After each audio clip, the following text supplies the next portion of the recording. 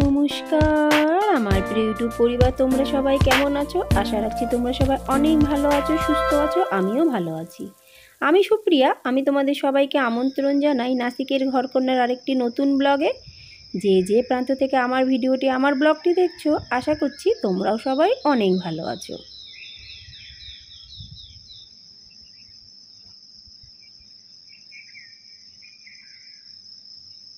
জানো তো বন্ধুরা, একটা বাস্তব কথা তোমাদের সাথে আজকে আমি শেয়ার না করে পারলাম না। সেটা হলো, ভুলের মাধ্যমে আমরা যদি চাই অনেক কিছু শিখতে পারি, কিন্তু সেটা সম্পূর্ণ আমাদের উপরে ডিপেন্ড করে।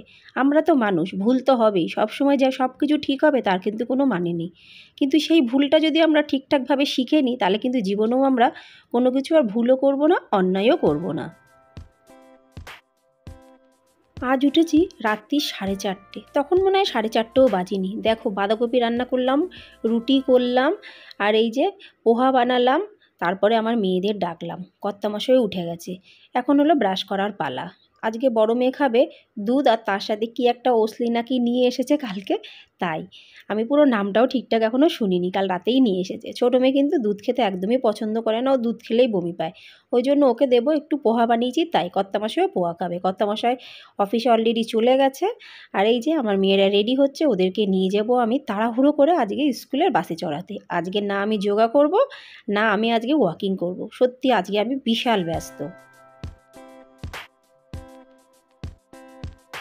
আজকে আমার মনে হচ্ছে, আমার যদি আরও দুটো হাত দুটো পা হতো তাহলে অনেক ভালো হতো। শুধু দুটো হাত দুটো পায়ে চলছে না, 4টে হাত 4টে পা টোটাল আমার হওয়ার দরকার ছিল।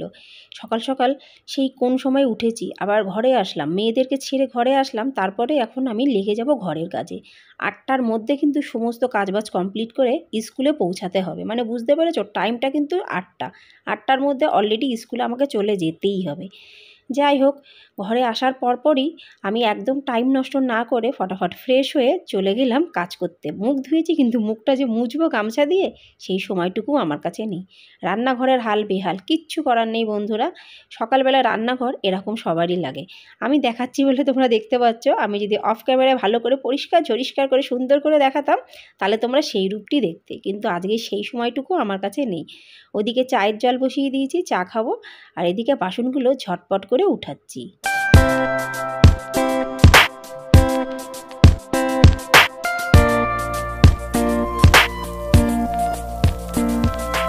কি বানাবো বুঝতে পারছি না। সকালবেলায় তো বানালাম, ওই যে তোমাদের দেখালাম, বাঁধাকপি আর রুটি আর পোহা, ওটা তো আছেই। সমস্ত সব কিছু একটু একটু করে আছে। আর এখন দুপুরবেলার জন্য বানিয়ে রাখছি আমি মুসুরির ডাল, ভাত, আলু ভাজা করব। এখনও আলু কাটিনি।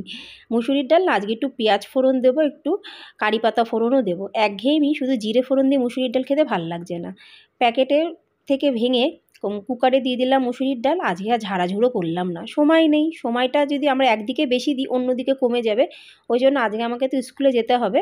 আমি ওই জন্য ফটাফট মুসুরির ডালটা কিন্তু কুকারের মধ্যে দিয়ে দিলাম। এবার বাকিটা ড্রামের মধ্যে, মানে ডাব্বার মধ্যে রেখে দিয়েছি। এবার মুসুরির ডালটা ভালো করে আমি ধুয়ে নিয়েছি। ধোয়ার পরে এই যে ভালো জল দিয়ে আমি একটু নুন দিয়ে কিন্তু কুকারের মধ্যে একটা সিটির জন্যই বসিয়ে রাখবো। আর যখনই আমি কুকার ইউজ করি, কুকারের কিন্তু এই যে নাট বল্টুটা দেখতে পাচ্ছ, হুইসেলটা, ওটা আমি ভালো করে ফু দিয়ে ক্লিয়ার করে নিই, যাতে ওর ভেতরে কিছু না লেগে থাকে। আর যে কালো রঙের তারটা দেখছো, ওটাকেও কিন্তু ভালো করে আমি পরিষ্কার করে নিই। কেন কি, একবার আমার ঘরে এরকম ব্লাস্ট হয়ে গেছিলো কুকার, সেখান থেকে কিন্তু আমি একটা শিক্ষা পেয়েছি। ওই জন্য তোমাদের প্রথমেই বললাম, মানুষ অন্যায় করে, ভুল করে, কিন্তু তার থেকে কিন্তু শিক্ষা নিতে হয়। শিক্ষা যদি আমরা না নিই, সেই ভুলটা সারা জীবন থেকে যাবে।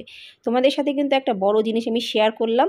কুকার ব্লাস্ট করলে যে কি ক্ষতি হতে পারে, তোমরা যারা দেখেছো তারা জানো, আর যারা জানো না তারা কিন্তু প্লিজ এই কথাটার মাধ্যমে একটু শিক্ষা নিয়ে নিও। কুকারে ডালটা বসিয়ে দিয়েছি। চা কিন্তু করা হয়ে গেছে, কিন্তু চা খাওয়ার এখনও সময় পাইনি। টেবিলের মধ্যে রেখে এসেছি। স্টিলের কাপ তো বেশ খানিকক্ষণ গরম থাকবে, অসুবিধা নেই। তারপরে আমি চলে আসলাম এই যে বিছানাটা পরিষ্কার করতে। ভাবলাম চাটা থাকুক, স্টিলের কাপ, অসুবিধা হবে না, ঝটপট তার মধ্যে আমার বিছানাটা পরিষ্কার করা হয়ে যাবে। আজকে কানাডাতে উঠেছি, কিন্তু আমাকে দেখে কি মনে হচ্ছে যে আমি টায়ার্ড? একদমই না। কেন, আমার তো অভ্যাস হয়ে গেছে। অন্য অন্য সময় আমি 5টা কিংবা 5:45টার সময় উঠি, আজকে কিন্তু 4:30টার সময় উঠেছি। কেন কি, সময় বুঝে মানুষকে কাজ করতে হবে। এমন না যে আমাকে একই সময়ে প্রতিদিন উঠতে হবে, সেটা কিন্তু আমি করি না। আমি দেখি যেদিন আমার যেমন কাজ, সেই হিসেবে কিন্তু আমি সকালে উঠি। কিন্তু আমি মনে করি সবসময় একটু সকাল সকাল ওঠাটাই ভালো, তাহলে কাজবাজও হয়ে যায় তাড়াতাড়ি, মাইন্ড ফ্রেশ থাকে। আর আজকে না গরম লাগছে, বাস্তবে গরম পড়েছে কিনা সেটা জানি না, কিন্তু গরমটা আমার লাগছে, যে এই সকালবেলায় উঠে যে খাটাখাটনি করছি একটা গরম লাগে। আর চা কমপ্লিট হয়ে গেছে, ফ্যানটা অন করে দিলাম। এবার আমি একটা টোস্ট বিস্কুট দিয়ে এই যে আধা কাপেরও বেশি, বড় কাপ তো, এটা কিন্তু আধা কাপের বেশি চাটা আছে সেটা ঝটপট খেয়ে নিই। আর তার মধ্যে হোয়াটসঅ্যাপটা চেক করছি, কেন কি স্কুল থেকে কোনো কিছু আবার নোটিশ আসলো কি না, ওই জন্য হোয়াটসঅ্যাপটা চেক করে নিলাম। আর এই যে ভাতটাও হয়ে গেছে, ডাল সিদ্ধ হয়ে গেছে, ভাতটা উপর দিয়ে দিই।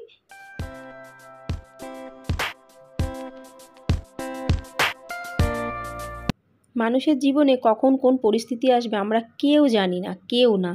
আমার না কালকে রাতেই মনে হচ্ছিল যে স্কুলে যাব না, ছেড়ে দিই, কর্তামশাই একা যাবে। কিন্তু তারপরে ভাবলাম না, স্কুল থেকে যখন ডেকেছে তাহলে অবশ্যই কিন্তু যাওয়াটা উচিত। নাহলে তো একা কর্তামশাইকে ডাকতো, আমাকে তো ডাকতো না। যেহেতু বলেছে দুজনকেই আসতে, তাই জন্য ভাবলাম যে না, যখন স্কুলে দুইজনকেই ডেকেছে তাহলে নিশ্চয়ই কোনো টপিক খুব গুরুত্বপূর্ণ হবে, আলোচনা করবে দুজনের সাথেই। ওই জন্য কিন্তু আমি রাজি হয়ে গেলাম, নাহলে কিন্তু আমার যাওয়ার অতটা ইচ্ছা ছিল না। এই দেখো ডালটা হয়ে গেছে সিদ্ধ, পেঁয়াজ দিয়ে তড়কা দিয়ে, মানে তড়কা লাগালাম ডালে, পেঁয়াজ ফোড়ন আরও কিছু দিয়ে। আর তার সাথে সাথে এই যে আলু কেটে নিচ্ছি খুব সুন্দর করে ঝিরিঝিরি করে, আলুটা আমি বসিয়ে দিলাম ভাজার জন্য। বেশ খানিকটা কিন্তু আলু ভাজলাম, আর কিছু তো রান্না করছি না, সকালের রান্না একটু একটু আছে, বাঁধাকপি একটু আছে, সব কিছু মোটামুটি একটু একটু আছে, কিন্তু ওইটু তো হবে না। স্কুল থেকে এসে খাওয়া দাওয়া করা হবে, তখন এসে কিন্তু রান্নাবান্না করার কোনো মানসিকতা আমার থাকে না। আর কখন যে স্কুল থেকে আসবো আমি নিজেও জানি না, কেন কি সময়টা বেশ লাগবে।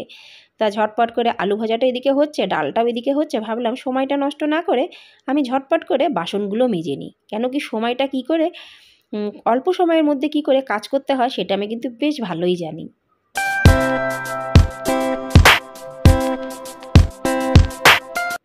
একদিকে কাজবাজ চলছে, আর একদিকে আমি শুধু ঘড়ির দিকে তাকাচ্ছি, কেন কি সময়ের মধ্যে যদি না পৌঁছাতে পারি তাহলে তো খুবই খারাপ হবে। ওই জন্য সময়ের মধ্যে জন্য আমি যেতে পারি, তার জন্য কিন্তু আমি বারবার ঘড়ির দিকে তাকাচ্ছি। মনে হচ্ছে যেন আজকে ঘড়ি খুব তাড়াতাড়ি চলছে, আমি এত তাড়াতাড়ি কাজ করছি, ঘড়ি এত তাড়াতাড়ি কী করে যাচ্ছে, ঘড়ি তো আরেকটু আস্তে আস্তে যেতে পারতো। রান্নাবান্না শেষ, তারপরে চলে আসলাম স্নান টান করে পুজো দিতে। এই যে দেখো পুজো দেওয়াও কিন্তু হয়ে গেছে, ঘরের পুজো হয়ে গেল, বাইরের পুজো হয়ে গেল। এবার ঝটপট করে যে জিনিসগুলো আমি সব সময় সাথে নিয়ে রাখি সেটা হলো একটা জলের বোতল। অবশ্যই বাইরে বেরোনোর সময় বন্ধুরা আমি কোনো সময় খালি হাতে বেরাই না, একটা জলের বোতল না নিয়ে কিন্তু আমি কোথাও যাই না। হ্যাঁ, তোমরা ভাবতে পারো জলের বোতল তো রাস্তা থেকে পাওয়া যায় কিনতে, সেটা আলাদা ব্যাপার, কিন্তু ঘরের জলটার একটা আনন্দই আলাদা, মানে শান্তিই আলাদা। ওই জন্য আমি যখনই যাই একটা জলের বোতল সাথে নিয়ে যাই। আর এই যে আমি টুকটাক করে অল্প একটু হালকা ফুলকা সেজে নিলাম, কিছুই না, একটু লিপস্টিক আর একটু একটা ছোট্ট টিপ। সব কিছু হওয়ার পরে এবার আমি বসে পড়লাম সকালে জলখাবার খেতে। পোহা যেটা বানিয়েছিলাম কানাড়াতে, ঠান্ডা হয়ে গেছে, গরম করার আর সময় নেই। পোহা খাওয়া হয়ে গেল, এবার এক্ষুনি কিন্তু বেরিয়ে পড়বো স্কুলের উদ্দেশ্যে। তাহলে বন্ধুরা আজকের ব্লগটি কেমন লাগলো অবশ্যই কিন্তু আমাকে কমেন্টসে জানিও। ভালো লাগলে লাইক, সাবস্ক্রাইব, শেয়ার, কমেন্টস করতে কিন্তু একদমই ভুলো না।